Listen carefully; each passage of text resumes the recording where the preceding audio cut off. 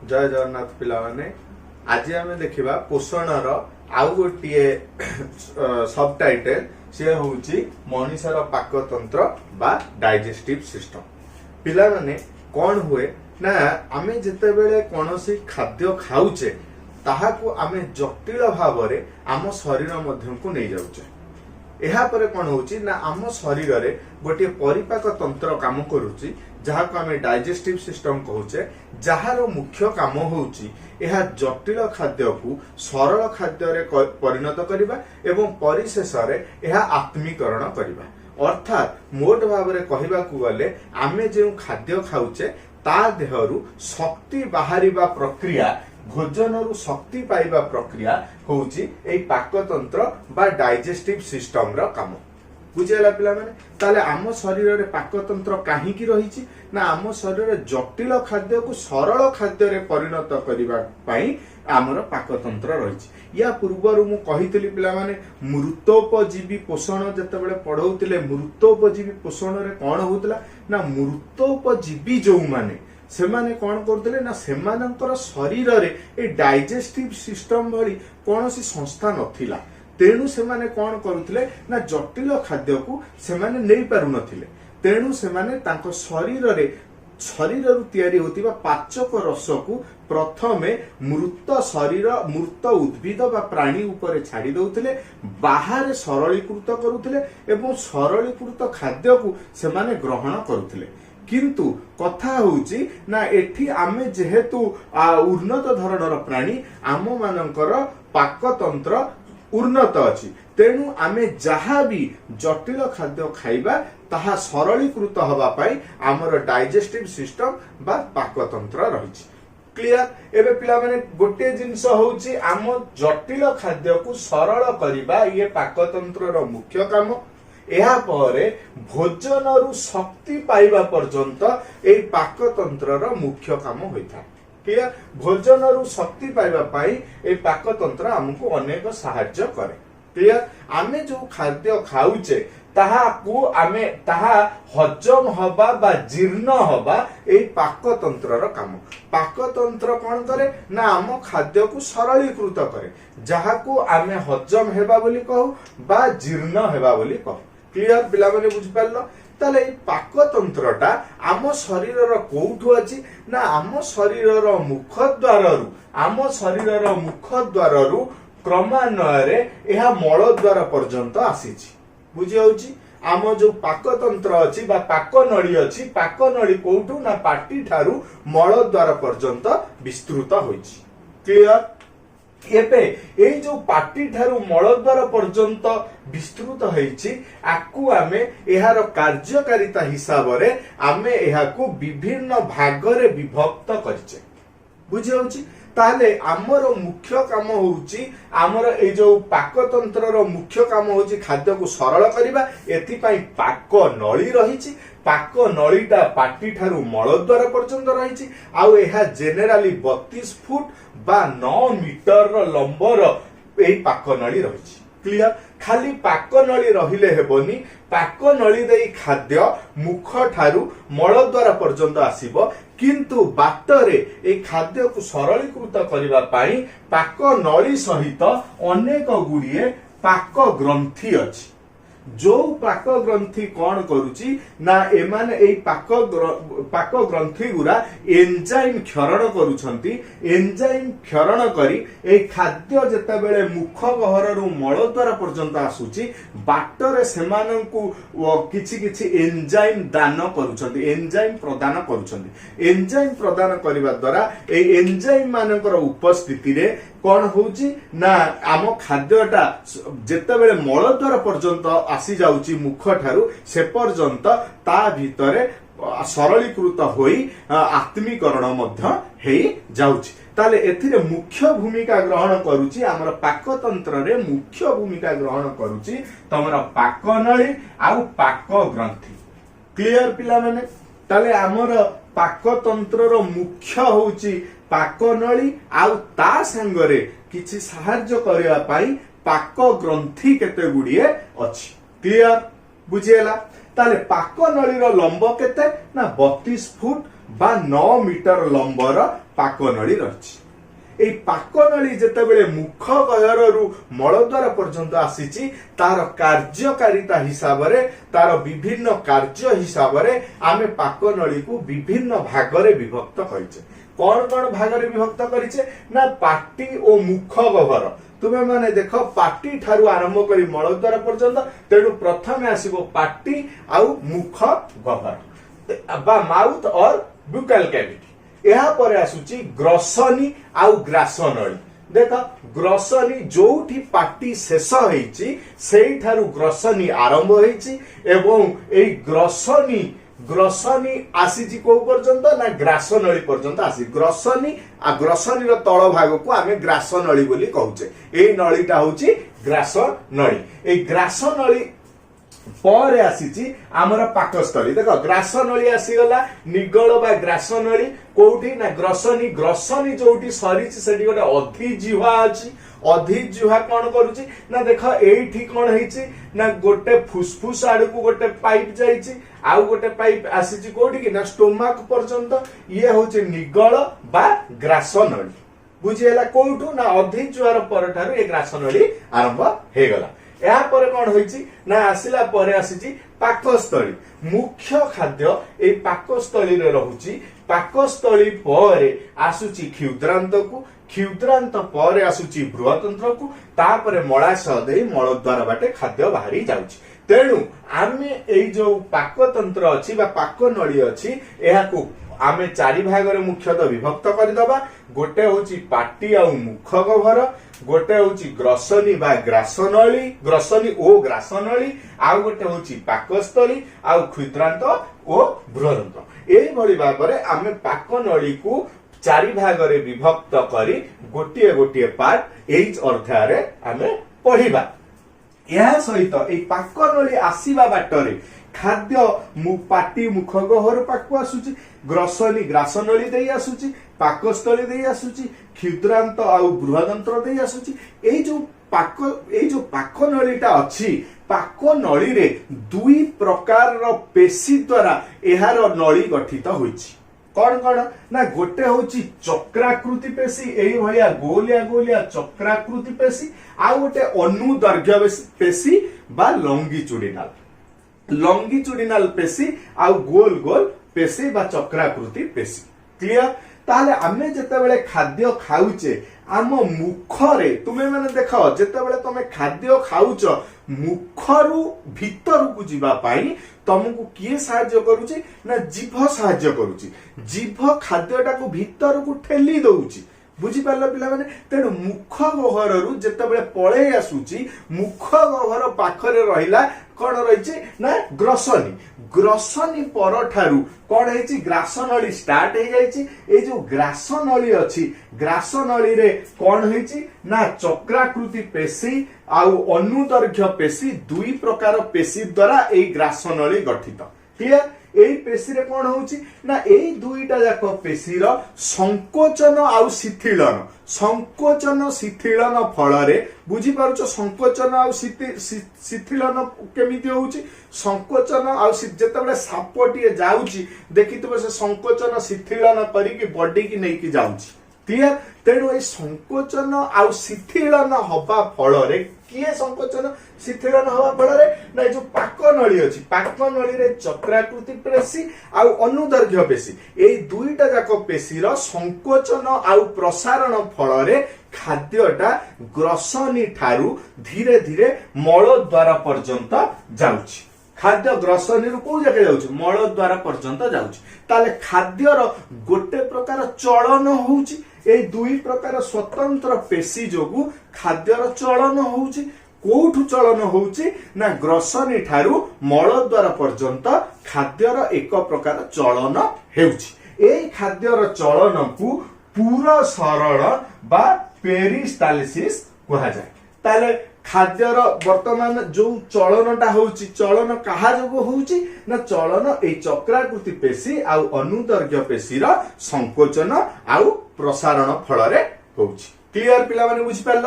ଏବେ ଆମେ ଦେଖିବା ଏଇ ପାଟି ଓ ମୁଖ ଗହ୍ୱରରେ ଖାଦ୍ୟ କେମିତି ଯାଉଛି, केते समय रहुची खाद्यर प्रकृति सेठारे कौन सेठी खाद्य हजम होउची ना नहीं एई तमाम प्रश्न गुड़िकर उत्तर वर्तमान आमे देखिबा।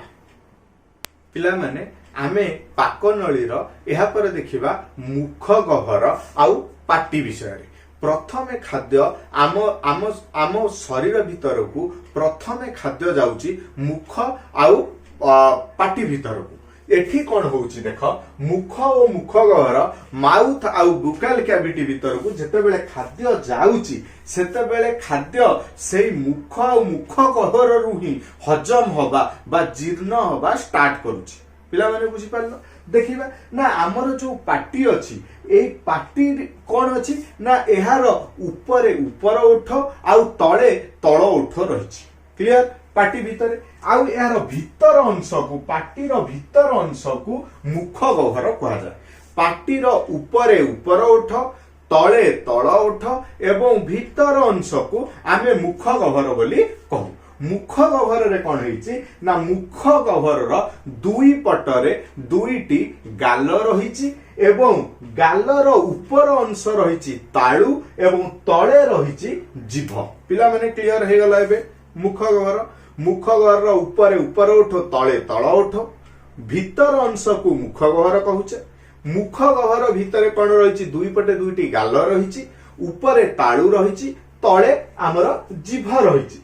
जीभर काम कौन होउची ना आमे ए जीभटा कौन करूची ना जीभर अनेक गुड़िए काम अछि। जीभर एक नंबर काम कथा कहिबा द्वितीय नंबर काम होउची खाद्य गुड़ी को जीभ मानक पाखकु दबा तृतीय काम होउची एथिरु मध्ये किछि लाळ ग्रंथि अछि जो जे कि लाळ क्षरण करूची जहा हम खाद्य को हजम करिबारे सहाय्य करूची। पिला माने बुझी पारलो ताले आमर मुखरे आउ कौन अछि ना दुई पटे दुईटी माढ़ी अछि।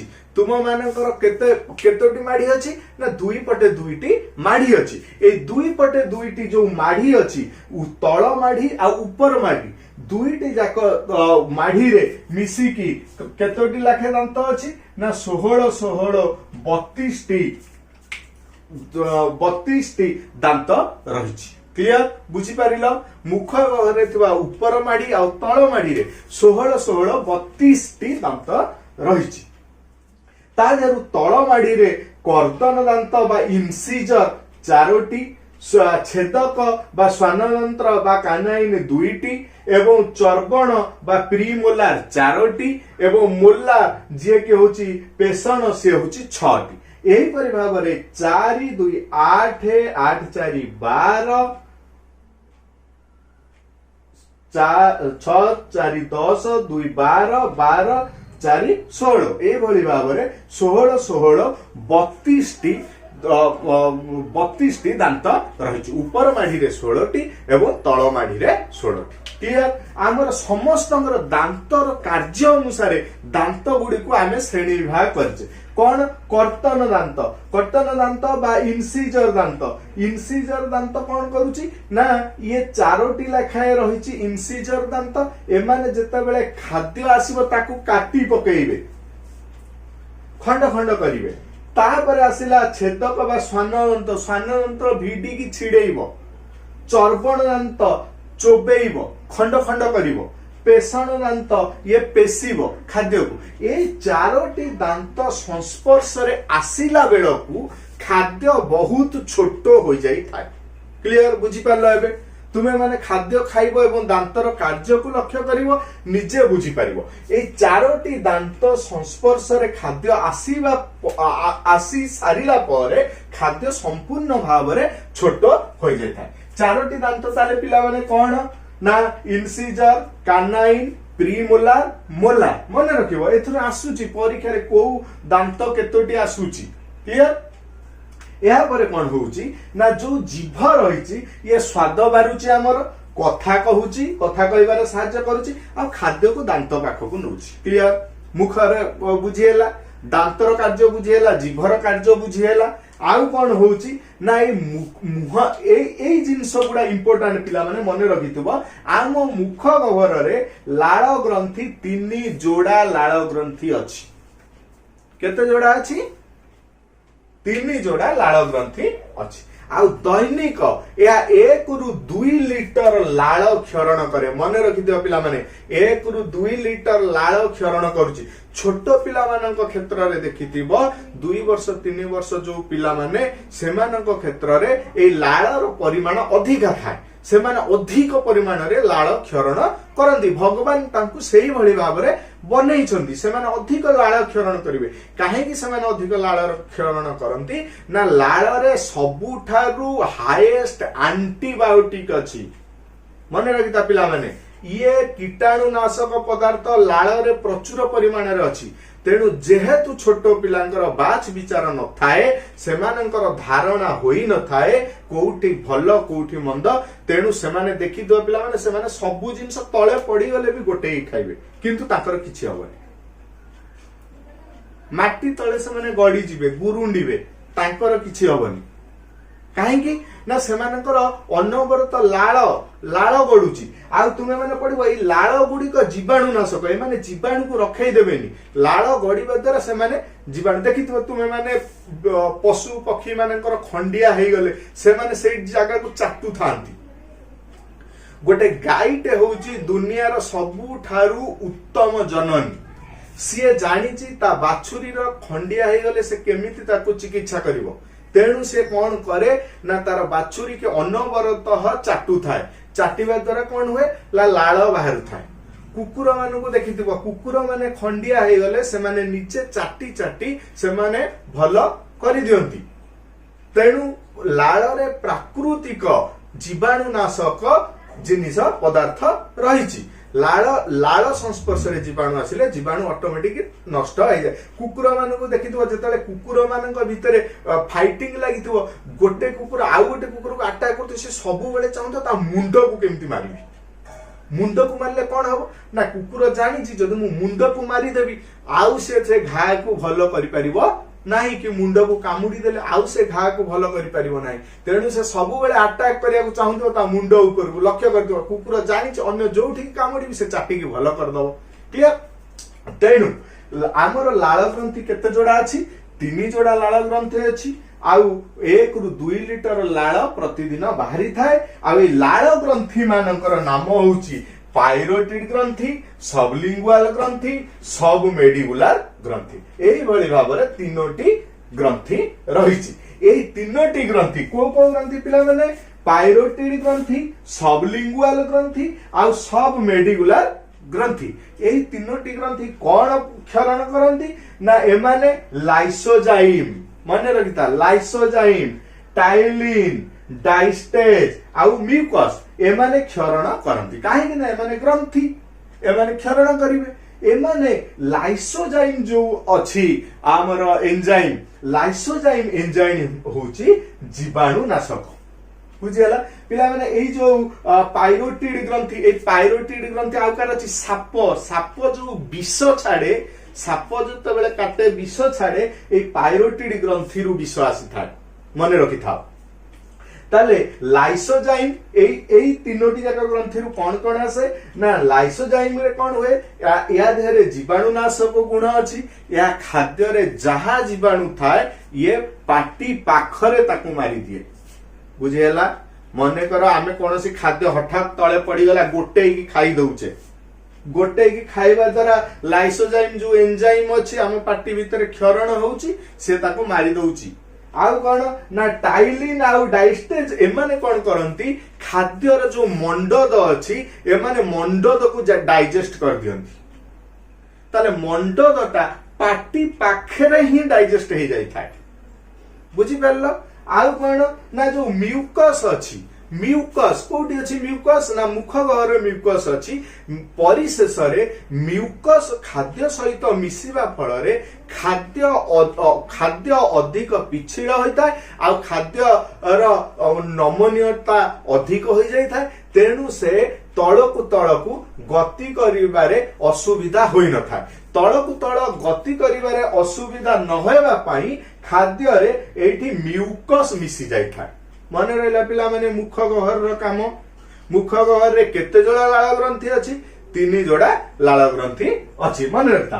या पर जो आसिला आमर ग्रास नली मुख गहरु सरिला ग्रास नली देकी आसीबो ग्रास नली देई कोउठी पहुंचीबो पाकस्थली रे पहुंचीबो ए मुख गहर रे जहा अछि मंडद हजम हे जाई थाए आउ जो खाद्य रहिला मुख गहरु ग्रास नली भितरे पाकस्थली पर्यंत आसीबा बाटरे ए जो ग्रास नली बाटरे खाद्यर कौनसी प्रकार परिवर्तन होई न थाए बा खाद्य पाचन होई न थाए आम ग्रास नलीर लंब होउची 25 सेंटीमीटर क्लियर पिला माने बुझी परिलो मुख मुख गहर बुझिला या पर आमे पढिबा पाकस्थलीर कार्य देखिबा पाकस्थली रे खाद्य केमिति हजम होउची आमे माने मुख मुख गहर पढे देथिले एबे देखुचे आमे ग्रसनी और ग्रासनली ए ग्रसनी और ग्रासनली कोन ना मुख गहरर शेष भाग रे हमर ग्रसनी अवस्थित ए ग्रसनी ठारू कोन हेइचे ना ग्रसनी ठारू हमर दुईटी नली गोटिए खाद्य गोटिए श्वासनली आड़कू आउ गोटिए स्टोमाक आड़कू लंबीची बुझी पारलो पिला माने ए ग्रासनली जोठू स्टार्ट हेइची ग्रासनली रे कोन हेइची ना ग्रसनी रो शेष भाग रे गोटिए आसीची खाद्य पाखकू आउ गोटिए आसीची फुसफुस पाखकू बुझी पारलो पिला माने हमर ग्रसनी पर ग्रासनली आरंभ हबो ग्रासनली जेतेबेले आरंभ होउची से ग्रासनली टी दुई भाग रे विभक्त हेकी गोटे फुसफुस आडकु जाउची आ गोटे खाद्य नली आडकु जाउची ए मझी रे हमर अधिजिह्वा बा इपिग्लटिस अछि कोन अछि अधिजिह्वा बा इपिग्लटिस अछि इपिग्लटिस रो कार्य कोन ना इपिग्लटिस सबु बेले ब्रेन रो कंट्रोल रे रहिछि यह ब्रेन रो आदेश को मानुची जेते बेले आमे कोनोसी खाद्य खाउचे इपिग्लटिस कोन करूची ब्रेन रो आदेश रे से श्वासनली रो द्वार को बंद करि दउची फल रे खाद्यटा हमर पाकस्थली पाखको आसुची क्लियर जेते बेले आमे श्वास निश्वास प्रश्वास नउचे सेते बेले से खाद्य नलीटा को रो द्वार को बंद करि दउची एवं हमर वायु फुसफुस पर्यंत आसुची क्लियर हेबे पिला माने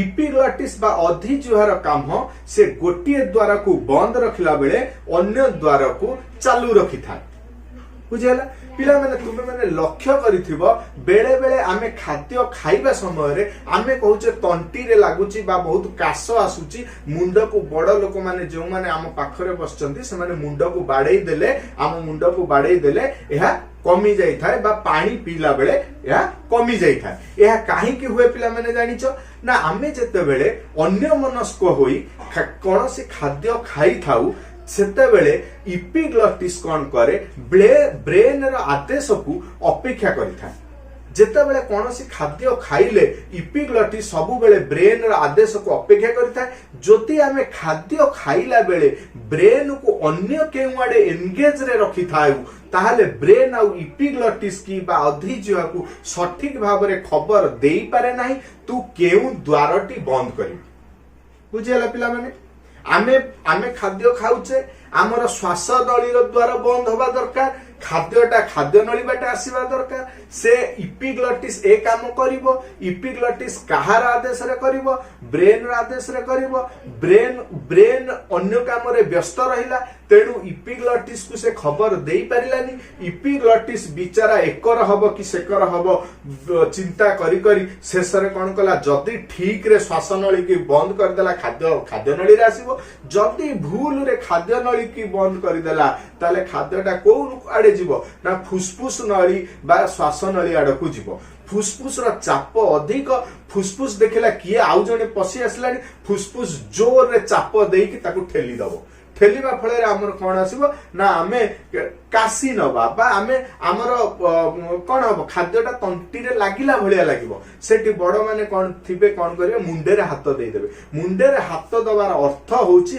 ब्रेन को पूरी प्रकृतिस्थ परिबा ब्रेन सेटू जानि बारे नाइ रे मु छाडी देइतली इपिग्लटिस की खबर देई नतली एबे सब ठीक ठाक हे गला एबे पानी पी दियो तमरो ठीक ठाक हे जिवो बुझी पारला पिला माने इपिग्लटिस रो कार्य इपिग्लटिस अछि कोन करूची ना खाद्य नली की खाद्य को खाद्य नली बाट दे एवं श्वास को श्वास नली बाट दे जीवाकू दउछि। क्लियर पिला माने? आउ ए ग्रास नली रे आउ ये 25 सेंटीमीटर लंबर ग्रास नली या भितरे आउ कोनोसी खाद्यर परिवर्तन हुए नाही। क्लियर? एबे खाद्य पळे आसलानी पाकस्थली। तुमे माने देखुथिबो पाकस्थली ये होची पाकस्थली रो अंश। एठी की वर्तमान खाद्य पळे आसलानी ग्रास नली ये होची हमर ग्रास नली देई खाद्यटी पळे आसलानी पाकस्थली। पाकस्थली कोउठी अछि ना हमर पेटर बाम पाखरे। बुझ पालो पिला माने पेटर स्लाइटली बाम पाखरे बा उदर रो बाम पाखरे अछि। देखि पारुथबो तुमे पाकस्थली रो ऊपर भाग चौड़ा अछि। ये ऊपर भाग चौड़ा अछि आ तळ भाग को जते बेले आसीछि ये अण ओसारिया होई जाइछि। बुझि पारिलो? आउ कोन ना ए ऊपर भाग अंशटा हमर एठी हार्ट अछि। ए हार्ट रो पाखा पाखी अंश रे ए पाकस्थली रहउछि। ये होउछि हार्ट। ए हार्ट रो पाखा पाखी अंश रे ए ऊपर बा ओसारिया अंशटी आवश्यक। तुमे माने जानिचो हार्ट रो हमर मेडिकल नाम होछि कार्डियक। आमे हार्ट रे जो मसल्स अछि आमे ता कोचे कार्डियक मसल। जे हार्ट रो सर्जरी करूछि ताको कोचे कार्डियक सर्जन।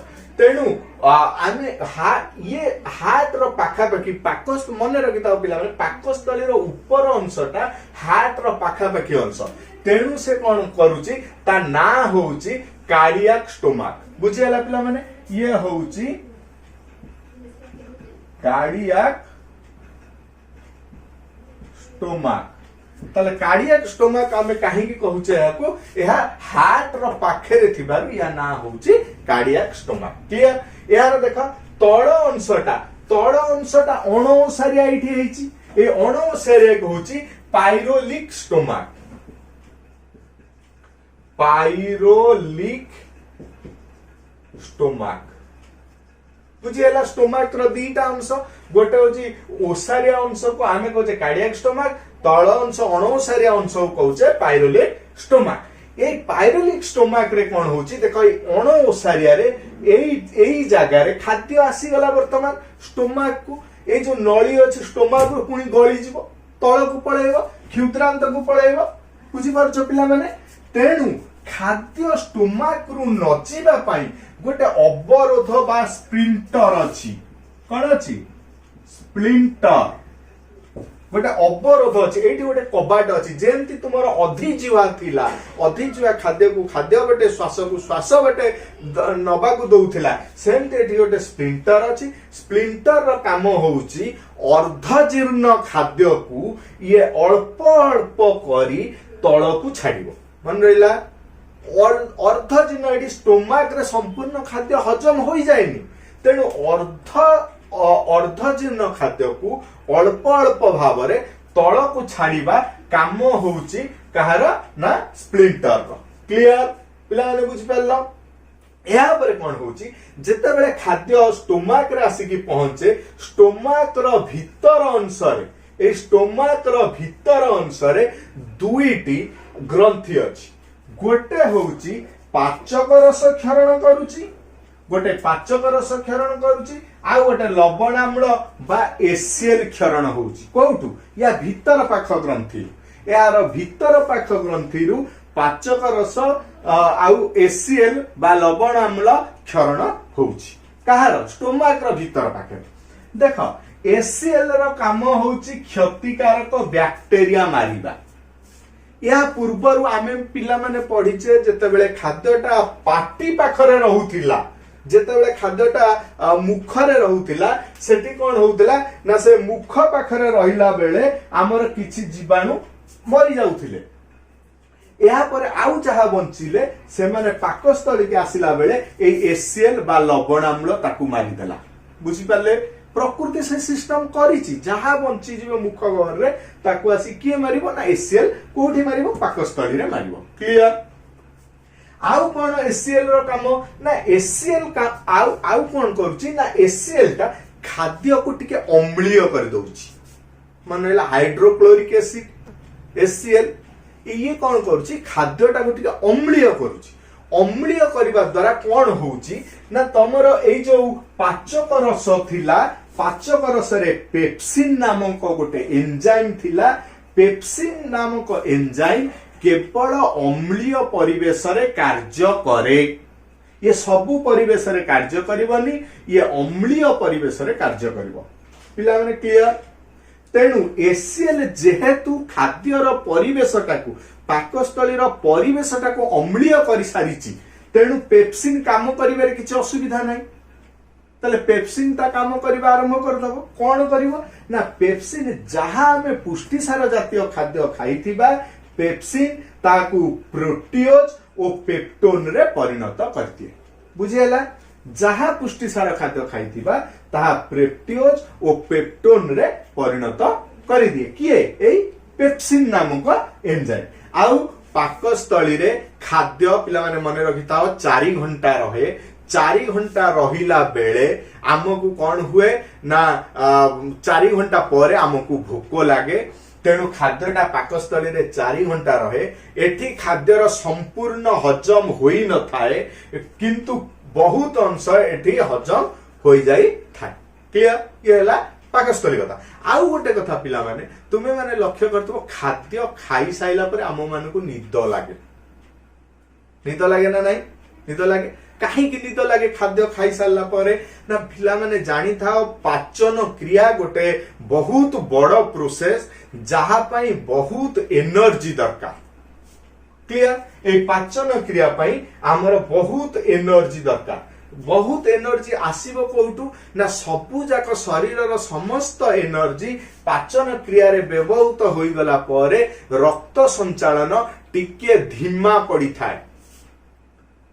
ब्रेन रु रक्त पळे आसे, समस्त रक्त खाद्य हजम रे नियोजित हो जाती। समस्त एनर्जी खाद्य हजम रे नियोजित होती। तेणु ब्रेन रो मसल्स रे रक्त संचालन टिके धीमा हो जाता है। ए धीमा फल रे हमको निद लगी था। क्लियर। एबे पिला माने बुझी पारिलो पाकस्थली रे दुई प्रकार एंजाइम रहिला। पाचक रस रहिला आउ तमर एसीएल रहिला। एसीएल क्षरण कला जहा जीवाणु थिला समस्त की मारी देला। आ पाचक रस रे जो पेप्सिन थिला ये कोन कला पुष्टि सार को प्रेप्टिओज आउ प्रेप्टोन रे परिणत करि देला। एहा परे खाद्य ए स्प्लिंटर दे धीरे धीरे क्षुद्रांत को आसीबो। एहा आमे पढिबा देखिबा क्षुद्रांतर रे केमिति खाद्य हजम होउची। पिला माने खाद्य पाकस्थली रे 4 घंटा पर्यंत रहे। 4 घंटा रही सारिला परे एहा पाकस्थली रो निम्न अंश को स्प्लिंटर माध्यम रे अल्प अल्प पाकस्थली रो निम्न अंश ग्रहणी बा डिओडेनम रे प्रवेश करे। क्लियर। वर्तमान खाद्य डिओडेनम रे आसिकी पहुंची जाए। ए डिओडेनम रे आसिकी पहुंचला बेले तुमे माने लक्ष्य कर एहार डाहाण पटरे गोटे अग्नाशय अछि बा पानक्रिस्टे रहिछि आउ बां पटे यकृत बा लिभर रहिछि। बुझी पारलो पिला माने जेते बेले पाकस्थली रु खाद्य ग्रहणी पर्यंत आसे, ग्रहणी रे खाद्य पहुंचला बेले को तुमे माने को कहितली पाकस्थली रे जेते बेले एसीएल लवणाम्ल क्षरण होई थाए। एई पाकस्थली रे एसीएल रो जोकु खाद्यटा टिके अम्लीय थाए। बुझी पारलो जेते बेले ग्रहणी पाख को आसे सेते बेले भी खाद्य एई बळी अम्लीय भाव रे रही थाए। क्लियर। खाद्य वर्तमान अम्लीय भाव रे जेते बेले रहिछि एई ग्रहणीर अग्नाशय रे ग्रहणीर डाहाण पटरे जो अग्नाशय अछि अग्नाशय कोन करे ना तीनोटी एंजाइम एहा क्षरण करे। मने रखिता पिला माने तीनोटी एंजाइम होउछि लैक, एल रु लाइपेज, ए रु एमाइलेज, टी रु ट्रिप्सिन। ये तीनोटी एंजाइम क्षरण करे। ये तीनोटी एंजाइम कौन करती ग्रहणी पाख को आसंती सत, किंतु ए तीनोटी एंजाइम रो कंडीशन थाए आमे खाद्य को कौनसी प्रकार अम्लीय परिवेश रे पाचन करिबु नाही। बुझी पारलो पिला माने एबे खाद्य जो ग्रहणी पाख को आसीची जो खाद्य एहा केमिति हे के आसीची ना एहा अम्लीय हे के आसीची। वर्तमान लाट रो काम कोन होउची, लाट रो कंडीशन कोन होउची। लाट कहउची नाही मु खाद्य जदी अम्लीय अछि ताहाले मु पाचन करिबी नाही।